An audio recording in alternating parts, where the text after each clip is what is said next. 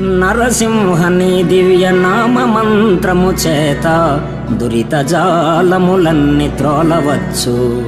నరసింహని దివ్య నామ మంత్రము చేత బలువైన రోగముల్ బాపవచ్చు. నరసింహని దివ్య నామ మంత్రము చేత రిపు సంఘముల సంహరింపవచ్చు. నరసింహ నీ దివ్య నామ మంత్రము చేత దండహస్తుని బంట్ల తరమవచ్చు. బలిరనేని మహామంత్ర బలము చేత దివ్య వైకుంఠ పదవి సాధింపవచ్చు. భూషణ వికాస శ్రీధర్మపుర నివాస దుష్ట సంహార నరసింహ దురితదో.